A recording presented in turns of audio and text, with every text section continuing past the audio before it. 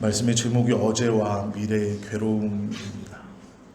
하나님께서 우리들에게 주신 선물 중 여러 가지 또 모든 것들이 다 귀하고 복되지만 그 중에 으뜸 중 하나는 이성인 것 같습니다. 생각할 수 있는 것, 사고할 수 있는 것은 하나님께서 우리에게 주신 여러 은혜와 복들 중에서도 중요한 것들 중에 하나입니다.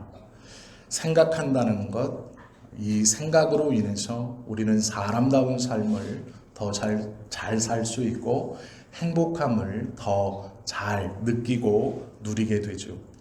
사람이 행복할 수 있다는 것은 동물이 행복하다, 동물이 만족하다라는 것과는 좀 다릅니다. 음식으로 비유하자면 이것이죠. 우리 교회는 정확히 말하면 제가 2마리의 고양이를 키우고 있습니다. 하루에 한 번 작은 컵, 반 컵으로 사료를 줍니다. 이 친구들은 하루에도 몇 번씩 그 사료통을 들락날락거리면서 때로는 한 번에 입으로 또 한 3-4번 하루 종일 한 번에 다 먹는 것은 아니고요. 하루 종일 몇 번씩 들락날락거리면서 그 사료를 다 먹습니다. 그것이 꼬박 하루가 걸립니다. 이 친구들이 사료를 먹고 배불러 하는 것, 그리고 햇빛이 좀 드는 곳에 주저앉아서 거기서 그 햇볕을 쬐고 눈을 감고 가만히 있을 때 느끼는 그 감정은 아마 만족과 행복감일 것입니다. 정확히 알 수는 없지만 평안해 보이고 그것을 즐기는 것처럼 보여집니다. 아마 그런 것 같습니다. 그런데 우리 사람은 음식을 먹으면서 입맛을 즐기고 포만감을 느끼는 것뿐만이 아닙니다. 그 음식을 통해서 사랑을 먹기도 합니다. 때로는 정성을 먹기도 합니다. 누가 나를 위해서 수고하고 애쓰고 준비했다는 것을 알고 또한 그 음식을 먹으며 고마움을 느끼고 또 그것을 표현하기도 합니다. 똑같은 음식이지만 동물이 먹고 느끼는 포만감과 만족감과는 다르게 사람은 그 입맛을 느끼는 것도 있지만 그 음식에 담겨져 있는 여러 가지 이야기들 또 그 음식 속에 있는 여러 상황들을 함께 느끼고 그것에 더 행복해하는 것이죠. 똑같은 음식을 먹어도 누가 어떤 마음으로 준비하고 베풀어 주었느냐를 알면 그것에 대한 기쁨과 그것에 대한 즐거움이 더욱더 풍성해지는 것이죠. 이것이 이성입니다. 생각할 수 있는 힘이고 능력입니다. 이러므로 하나님께서 우리에게 베풀어 주신 이성은 축복이 아닐 수 없습니다. 그것을 통하여 우리의 삶이 더욱더 풍성하게 변하기 때문에 그렇습니다. 물론 이것은 생각 속의 일이고 마음 속의 일이지만 그 일로 인하여 결국 우리의 육신도 하나님의 은혜 아래서 더욱더 건강해질 수 있고 윤택하게 되는 것이죠. 그러므로 우리는 하나님께서 주신 이 생각, 이성이라는 것을 잘 사용할 수 있어야 합니다. 더 생각해보고 더 고민해보고 주고받는 마음과 뜻이 무엇인가를 고민해 보아야 하죠. 약 1달 정도도 되지 않았지만 얼마 전에 성탄이 있었습니다. 예전에는 성탄이 되면 카드를 주고받았죠. 교회에서도 성탄이 되면 카드 만드는 것이 교육부서의 대부분 행사 중 하나였습니다. 그때가 되면 선생님들이 꼭 부모님에게 성탄 카드를 만들게 합니다. 제 어린 시절의 기억에 성탄 카드를 쓰는 일이 저에게는 곤욕이었습니다. 존댓말도 쓰지 않았던 아버지에게 존댓말로, 그리고 교회도 잘 나오지 않았던 아버지에게 성탄 카드를 쓰라는 전도사님의 이 말은 저에게는 참 곤욕이었고 무슨 말을 써야 되는지 어떻게 써야 되는지, 그리고 써서도 뻘쭘하게 직접 전해주지도 못하고 아버님 눈에 띄는 근처에 살짝 놓고 다시 돌아 나왔던 기억이 있습니다. 지금은 성탄이 되면 카톡으로 이모티콘이 옵니다. 아니면 그림 파일이 옵니다. 얼마 전부터는 그 그림 파일도 이제 막 움직입니다. 그런데 한 번씩 기억나는 것은 카드를 좀 받았으면 좋겠다라는 생각도 해봅니다. 카드라는 것이 어쩌면 보잘것없고 화려하진 않을지 모르지만 그 마음이, 그 정성스러움이 더 느껴지기 때문인 것 같습니다. 이것과 같이 사람이 행복하다라는 것에는 시간적인 문제도 있지만 사고적인 문제가 굉장히 큽니다. 사람은 동물과 다르게 과거도 생각하고 미래도 생각합니다. 그것을 가지고 오늘 현재를 살아갑니다. 과거가 좀 괴로웠다 해도 내가 1년만 고생하면 1년 뒤에는, 내가 10년만 고생하면 10년 뒤에는, 또 나의 지난 몇 년은 어땠지만 지금은 그때를 발판 삼아 완전히 다른 삶이다 라고 생각하면 그의 오늘은 조금 다를 것입니다. 과거를 생각함 없이, 미래를 생각함 없이 오늘을 사는 사람은 발전도 없고 그 오늘의 기쁨과 그 오늘의 행복을 누리지도 못합니다. 하루하루 삶에 치여 사는 사람은 언제나 바쁘고 언제나 힘들고 언제나 연약하고 언제나 부족할 것입니다. 과거를 생각하는 사람, 또 미래를 생각하는 사람은 오늘의 삶이 조금 달라지는 것이죠. 어린아이들에게 지금 당장 과자 하나를 주고 일주일 뒤에 과자 10개를 준다고 하면 대부분의 나이가 어린 아이들일수록 내일에 대한 개념이 없기 때문에 오늘 하나 당장의 과자를 받기 원합니다. 그러나 아이가 조금씩 자라고 그 사고가 성숙해지면 일주일을 기다리면 10개의 과자가 생긴다는 것을 알고 그 약속을 믿고 능히 그 일주일을 기다립니다. 일주일을 기다리면 오늘 내가 과자 하나를 받는 것보다 10배나 많은 과자를 받아 더 풍성히, 그리고 더 많이 먹을 수 있다는 것을 알기 때문이죠. 아이가 성장해 간다는 것은 이런 것입니다.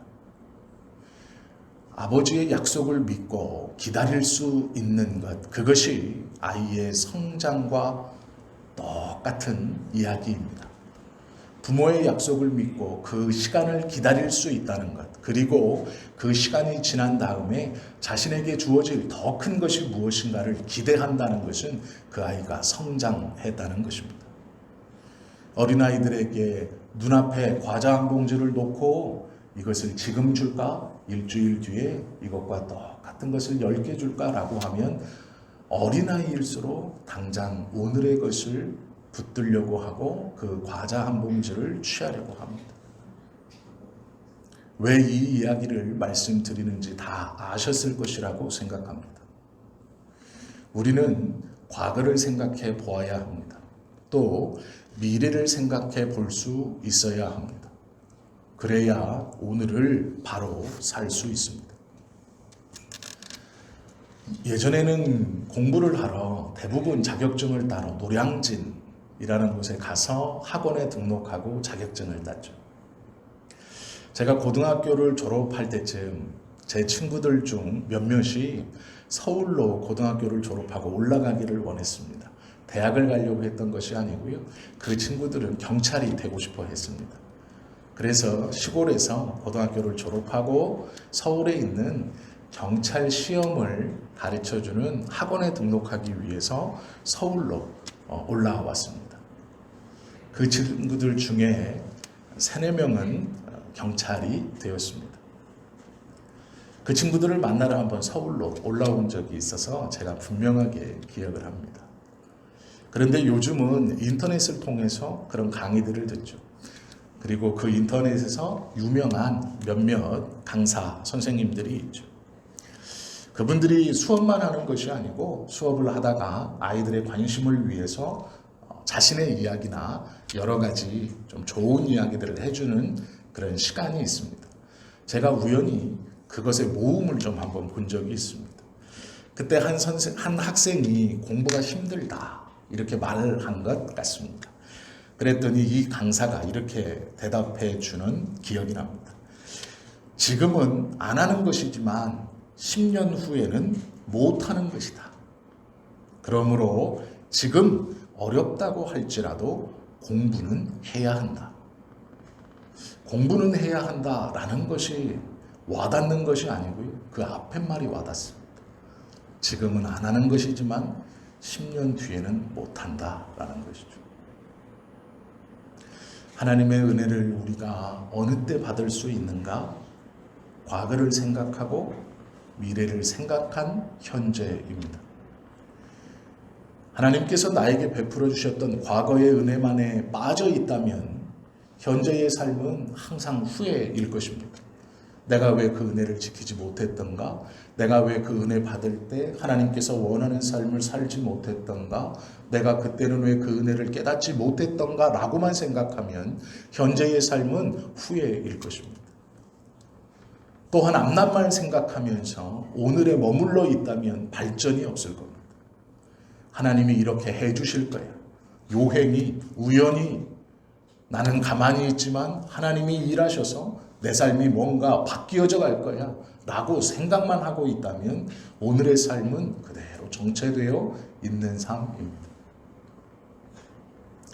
하나님께서 오늘 우리에게 현재를 살게 하시면 과거를 생각하고 미래를 생각하는 이 하나님의 시선과 시간 안에서 지금을 살게 하시는 것이죠. 과거에 베풀어 주셨던 은혜들을 기억하며 지금을 절망하지 않고 하나님께서 베풀어 주실 미래를 생각하며 지금의 삶에 최선을 다하는 것이죠. 그때 우리는 온전한 삶을 살 수 있습니다. 하나님께서 주신 이 사고라는 것은 참으로 놀라운 것입니다. 과거를 생각해 볼 수 있고 미래를 생각해 볼 수 있고 그러므로 현재를 다르게 살아갈 수 있는 힘이 되는 것이죠. 그런데 이 생각하는 힘에서 믿음을 빼어버리고 하나님의 은혜를 빼어버리면 우리의 생각하는 힘은 우리를 절망으로, 우리를 좌절로만 이끌어갑니다. 하나님이 주신 이 놀라운 사고라는 것에 믿음이 없으면 염세주의자가 됩니다. 전쟁이 무섭고 망하는 것이 무섭고 돌아설 친구가 무섭고 관계가 틀어질 자녀가 무섭고 실패할 사업이 무섭고 없어질 돈이 무섭고 늙어감이 무섭고 사라지는 건강이 무서워지는 것이죠.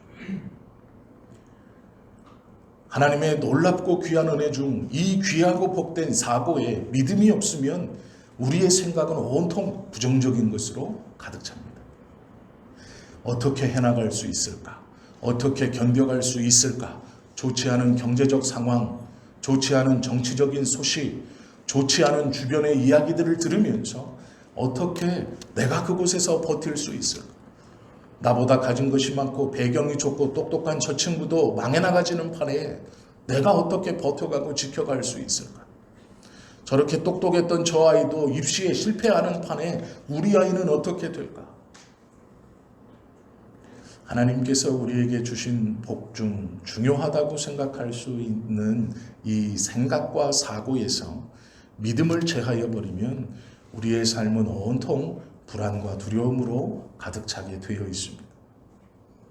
그러기에 정확히 말씀드리면 우리의 삶의 온전한 행복과 온전한 삶의 걸음걸이는 믿음의 문제입니다. 단순히 우리가 관념적으로 알고 있는 누구를 믿는다의 문제가 아니죠. 하나님께서 우리에게 주신 놀라운 은혜의 사고 가운데 믿음이 제하여지면 우리는 절망하고 실망할 수밖에 없습니다. 실패를 생각하기 때문에 그렇습니다. 온통 안 되는 것뿐입니다. 온통 불행한 것뿐이고 온통 모자란 것뿐입니다. 그러나 그 사고 안에 믿음이 들어오면 하나님께서 우리에게 희망을 주심으로 우리는 하나님의 약속의 말씀을 믿음으로 붙들고 그 절망을 빼어버리고 그 자리에 하나님의 약속의 말씀, 즉 희망을 넣게 됩니다. 그러면 우리의 생각과 사고는 하나님의 은혜로 차게 되고 우리의 오늘은 완전히 다른 오늘이 되게 되는 것이죠. 오늘 본문의 말씀은 근심하지 말라, 걱정하지 말라라고 25절에 말씀하고 있습니다. 제가 올해가 박사학위 마지막 차입니다. 열심히 하고는 있지만 솔직히 자신은 없습니다. 논문을 쓰고 학위를 따서 학년이 끝나는 연도에 학위를 따고 졸업해야지라는 생각으로 하고는 있지만 자신은 없습니다. 그런데 저희 선배님 중에 한 분이 몸이 정말로 좋지 않은데 무리해서 이 공부를 이어오셨다가 학위는 따고 몸이 너무 안 좋아져서 목회도 그만하고 못하게 되신 것이죠. 그리고 요양병원에 입원해 있습니다. 주변에서 다 말렸습니다. 건강이 너무 안 좋으니 몇 년이라도, 아니 조금이라도 좀 쉬어라. 교수님도 말리고 동기들도 말리고 그분을 아는 분이 다 말렸습니다. 정말 바로 쓰러져도 아무렇지 않을 정도로 몸 상태가 좋지 않은 것이 보였죠. 결국 무리하시다가 어느 날 쓰러졌습니다.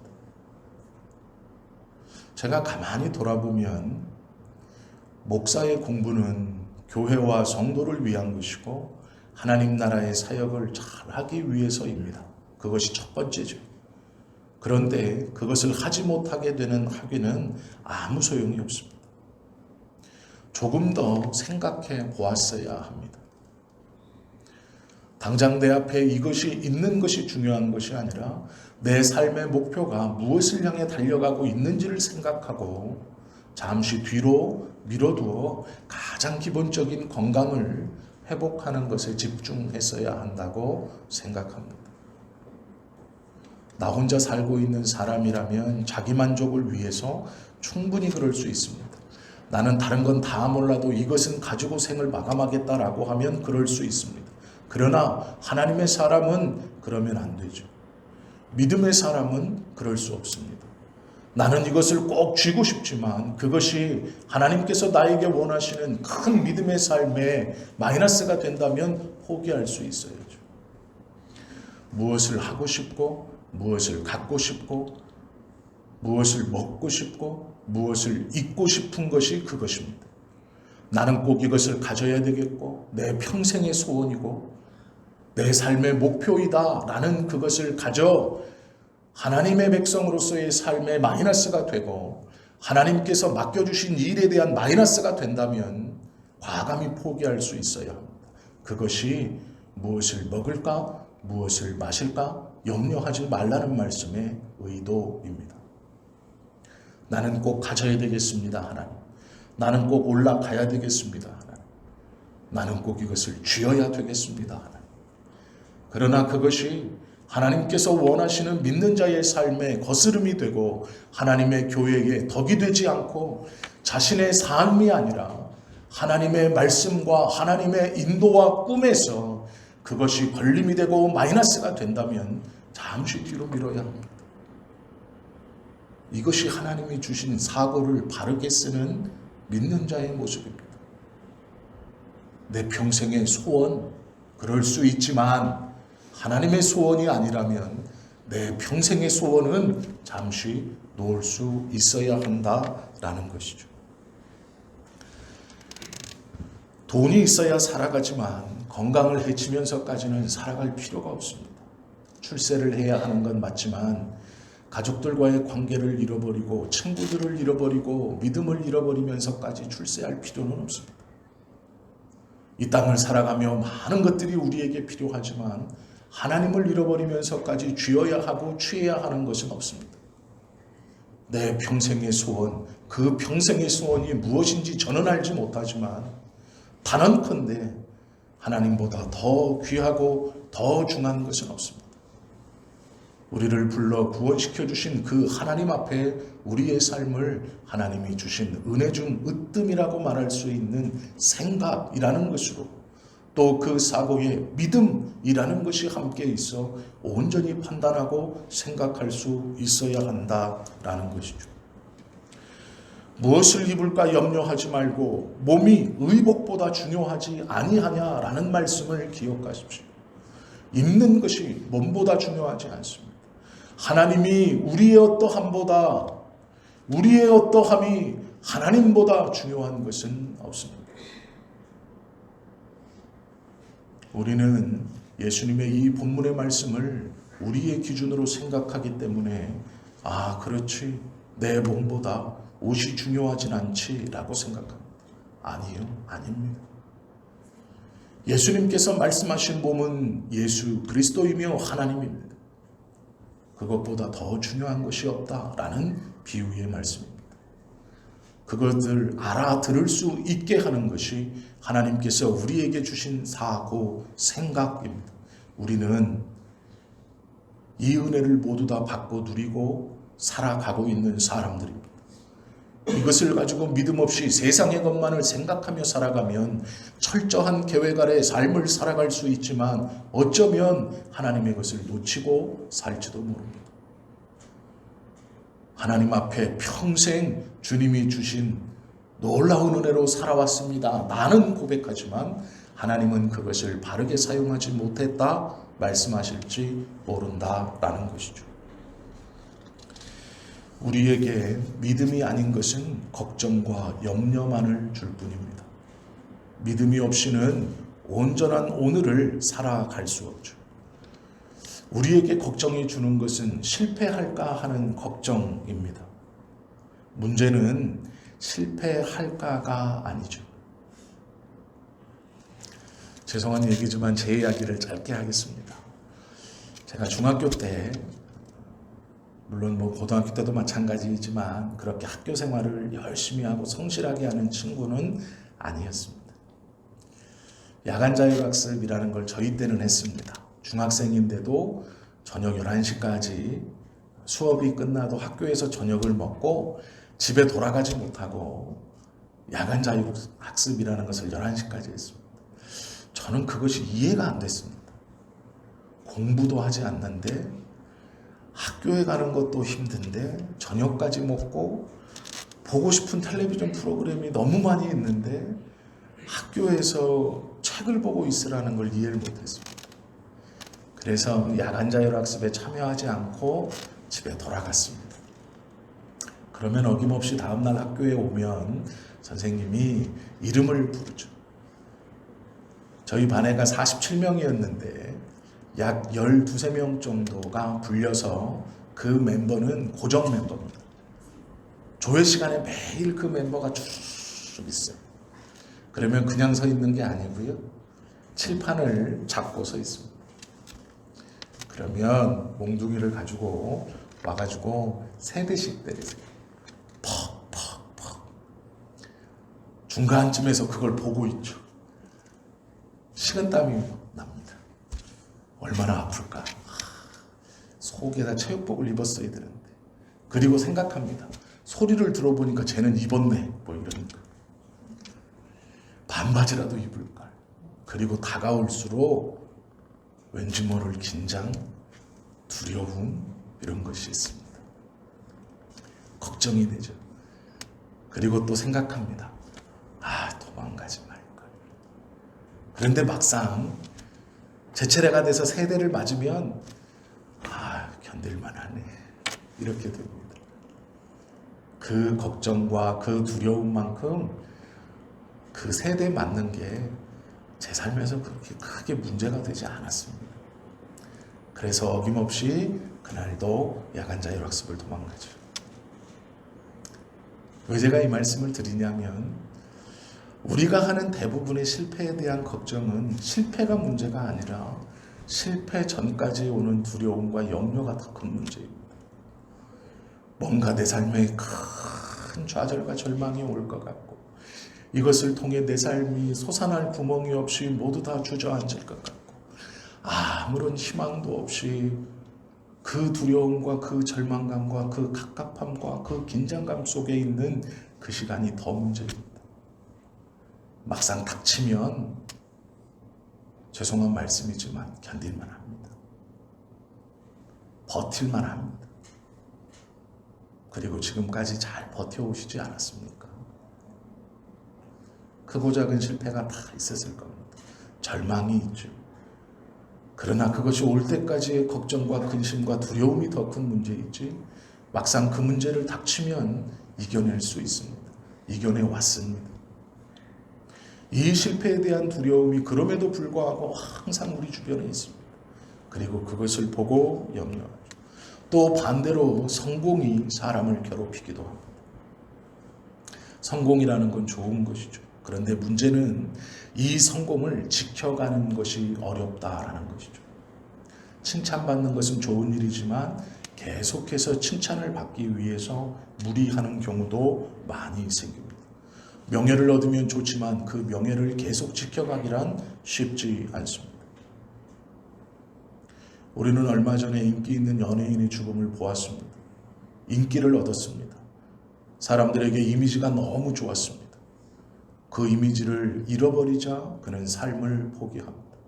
살면서 없어야 되겠지만 그런 일을 당해도 견딜 수 있습니다. 그리고 견뎌내야만 합니다. 미래에 대한 생각 없이 하나님에 대한 약속의 말씀의 회복 없이 우리의 생각은 그렇게 좌절과 절망으로만 점철되어집니다. 어쩌면 성공이 우리의 발목을 잡을지도 모른다라는 것이죠. 세 번째로는 도덕적인 문제가 우리를 절망케 할 수 있고 우리에게 아픔과 고통을 가져다 줄 수 있습니다. 잘 살고 있지만 마음에 부정할 수 없는 죄책감이 있습니다. 돈은 많이 벌었다고 할 수 있지만 부정하게 또한 못할 짓을 많이 했다라는 생각을 할 수 있습니다. 출세했다고 하지만 문제가 있음을 우리는 알고 있을지 모릅니다. 그러므로 항상 나를 따라다니는 죄책감이 그 사람의 삶을 하나님에게서 떠나게 하고 믿음의 사고를 하지 못하게 하는 경우가 있죠.